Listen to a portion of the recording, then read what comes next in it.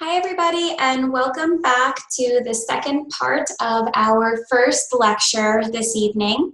Now we're going to finish up the evening speaking about selection techniques. And this really refers to the way an individual who's using AAC selects or identifies items to communicate. So we have either direct selection or indirect selection techniques. And then under each one of those we have different accessories and different ways for a person to directly select or indirectly select. First of all, with direct selection, when we think about somebody utilizing an AAC system in kind of a more typical form or fashion, we might think about them utilizing their finger or a stylist. I'm going to show you a video in just a moment where a man is directly selecting his messages. He is using his finger, however, he's not using his pointer finger. He is using his pinky. So we certainly want to think outside of the box when it comes to direct selection. If a person does have the ability to use a knuckle or use a finger that just they have more control over, and we eliminate the need for external equipment, that's always going to increase their efficiency and their ability to access their system. When it comes to styluses, there are a lot of different options out there on the market. We typically work with occupational therapists or a physical therapist or a combination of both with, through an interdisciplinary team approach in determining the best way to directly select. So there are large grip weighted styluses. There are styluses that have a ball at the tip that just help as far as precision is concerned. So there are some options out there.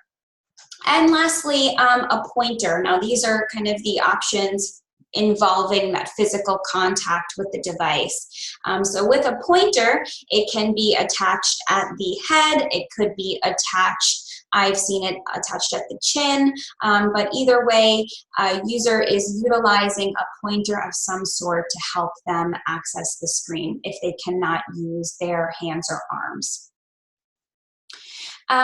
Now, we also have eye gaze, head mouse, and what's called a light pointer.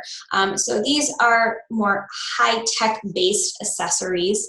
I'll start with eye gaze. That's when an individual is going to look at an item on a screen, or that's called our dwell time, long enough for that item to be selected, and then that icon will speak out loud. Then a head mouse is desirable for individuals who don't have use of their hands or that better motor control of their head. And in some cases where there are visual problems or eye muscle issues and they cannot utilize an eye gaze system.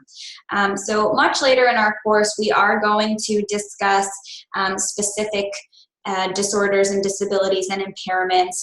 I'll mention it here because it is appropriate, but some individuals that have cerebral palsy or CP, not only do they experience physical or motor impairments with their limbs, but they also might experience impairments with the eye muscles themselves, and they might experience some visual impairments as a result. Those people who are experiencing those issues might be good candidates for the head mouse. And we are going to see a video that demonstrates the head mouse very nicely.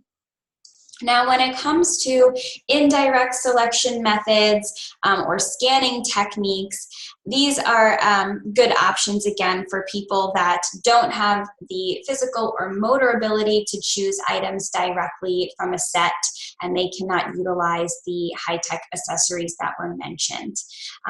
So these desired items that they want to communicate are facilitated either by a partner, okay, or by a computer-generated scanning system.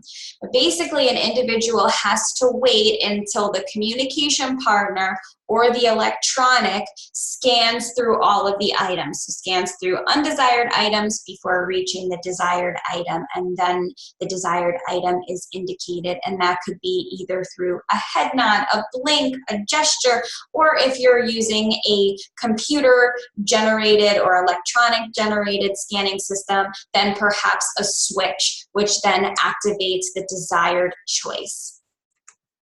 So now we're going to look at a video for direct selection. Just give me a moment to get this up and running.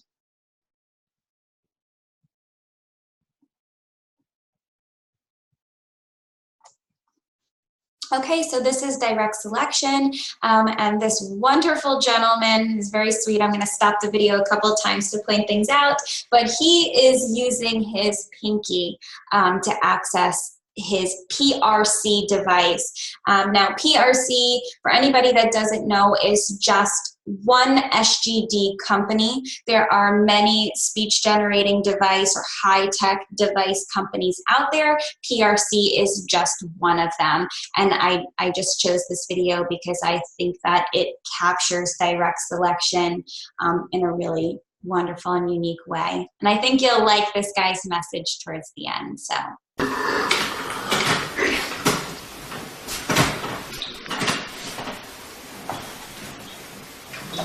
Hello, everyone. My name is Bob Shelton.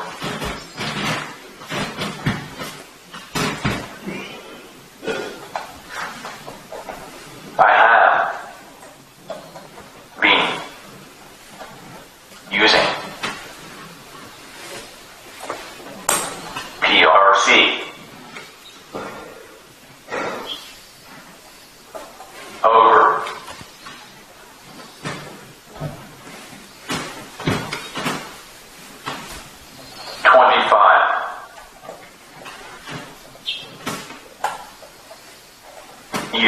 years.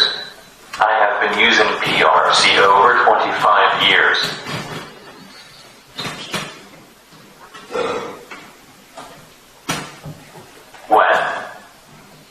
When I was a kid and without a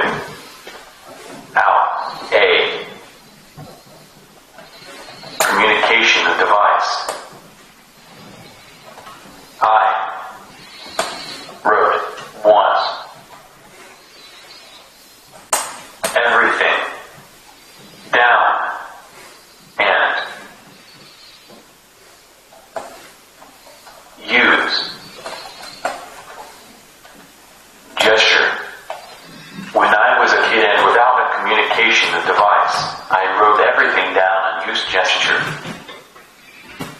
Okay, one thing I want to point out as we're watching this gentleman is, first of all, what he just said. So before he had a communication device, he was utilizing those low or no tech strategies that we discussed earlier in the evening. So he was writing down his messages with pen and paper, and he was using gestures. So that was before he got the high-tech system or the speech generating device he's using now. You're going to see now in the next segment another great example of him using his device. So what we're hearing is he's selecting each word. Okay, so he's using a lot of core words. And it's stringing together his sentences in a text box or a sentence strip. And then when he's pushing the talk button, it's speaking the whole bunch of phrases or sentences, his message out loud in a fluid, continuous manner. And as he's doing that, he's looking up and he's utilizing some of those unaided AAC strategies that we discussed. So he's using his facial expressions and his gestures as in combination with his system. PRC. Listen to me. I want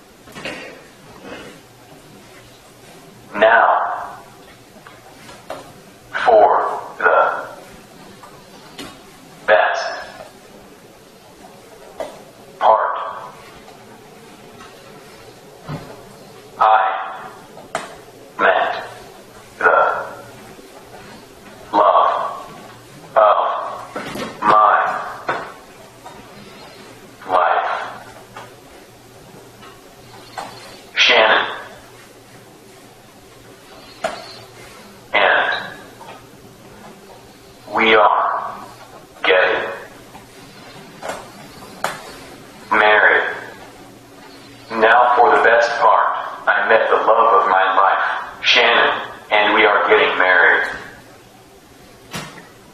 Okay, I'll stop it there. I just love that last piece. And again, another really great example of how he's utilizing gestures. He's pointing to his ring finger. He's very happy and excited. So we're getting a lot of good facial expressions as well. Okay, so we'll keep moving on because I have a few more videos for you.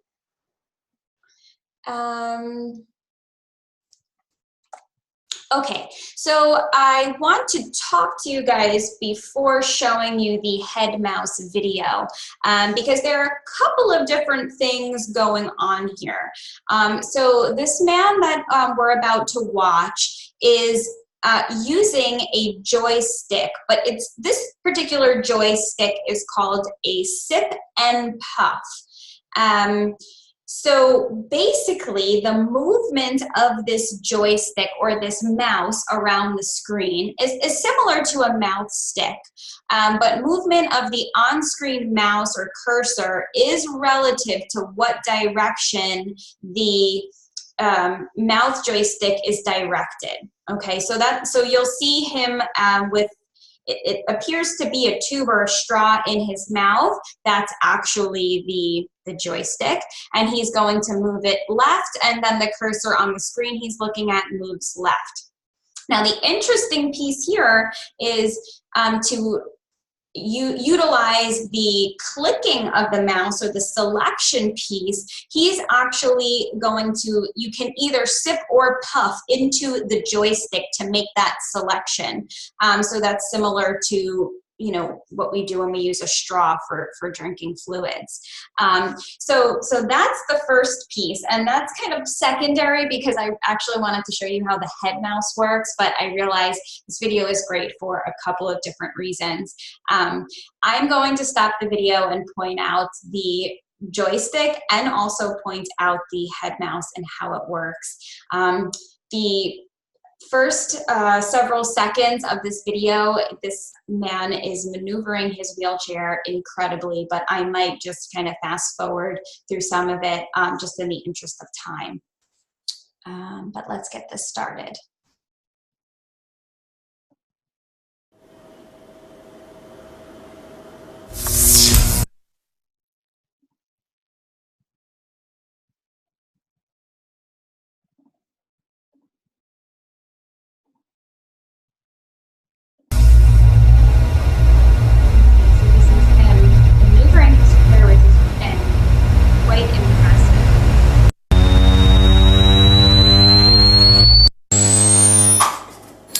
Okay, that is the head mouse right there, part of it, I should say. And this is the other piece.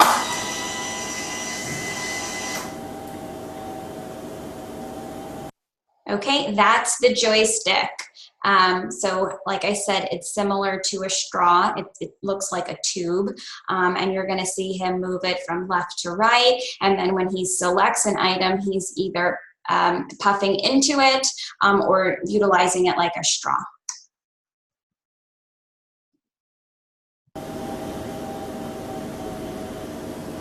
It looks like he's puffing to click.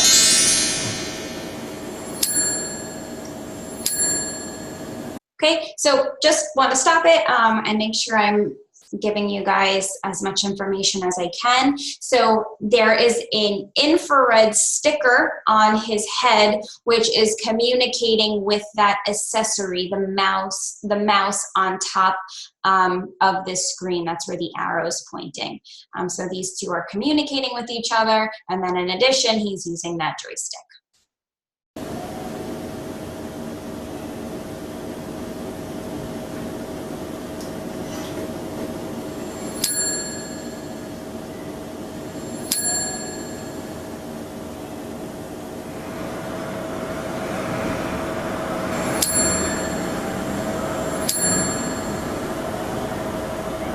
Okay, so now this kind of really dives deep into some techie stuff. I just wanted to show you guys how that head mouse works. And then when I saw that joystick, I thought that was a really interesting piece to share with you guys to show you what's out there.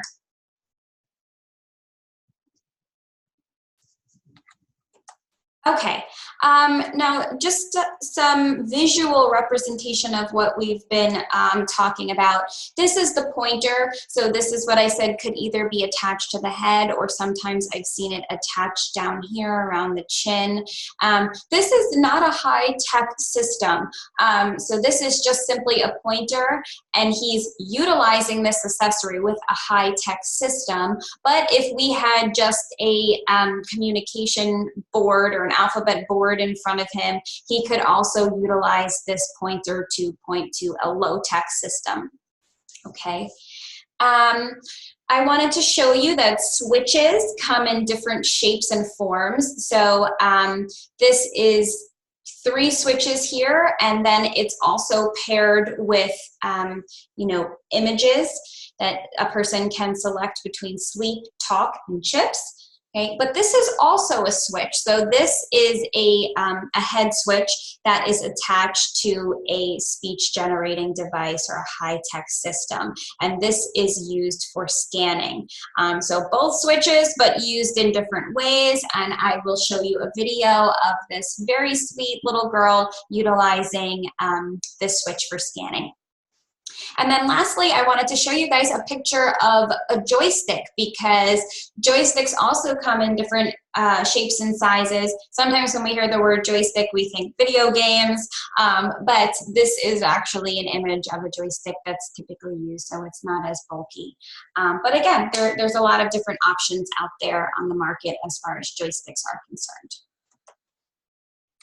Okay, now here's another video. This is directed scanning.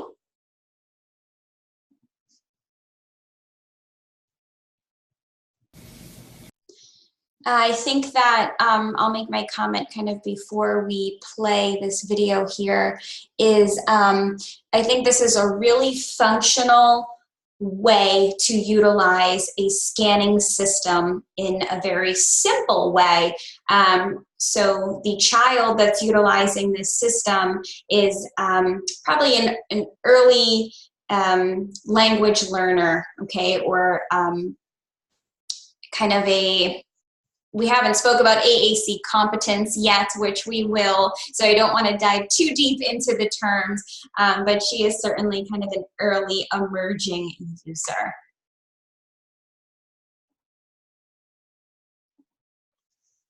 This is the CheapTalk 8 device with directed scanning capability. I've attached a Jelly Bean button switch to provide access to the device. As you can see, when I activate the switch, a red cursor light moves across the options available to the user.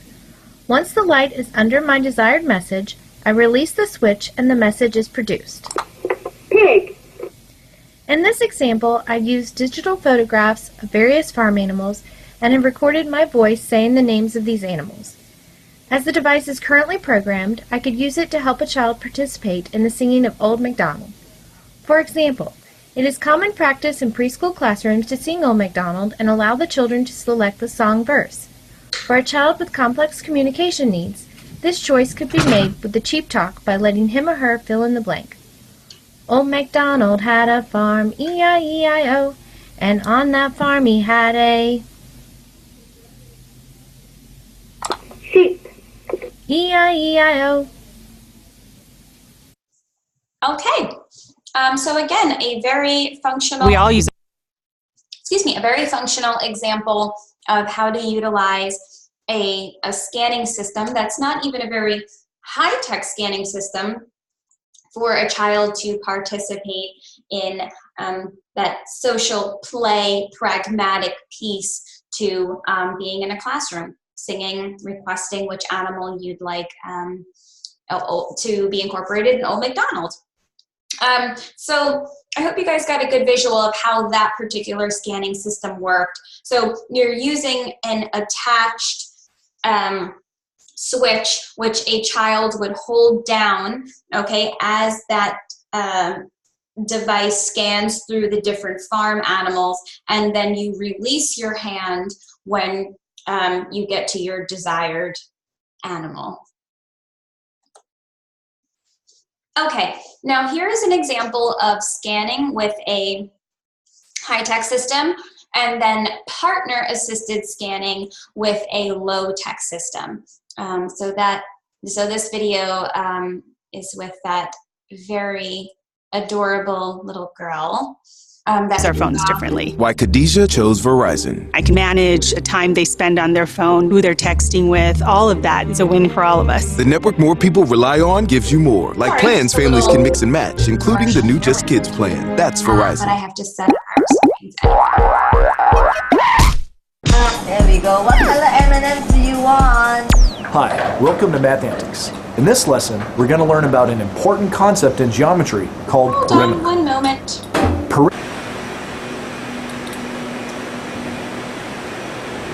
Okay, let's start from the beginning. So this is switch scanning with an iPad. There we go. What color M&Ms do you want?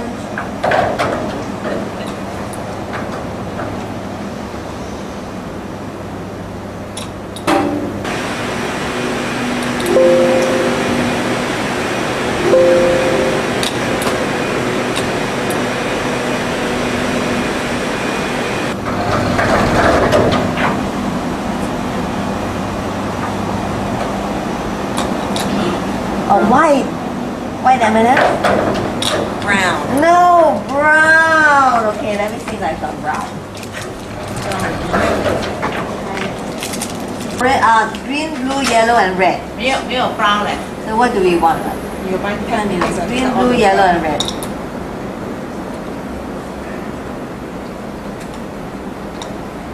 Any color we don't want brown, okay?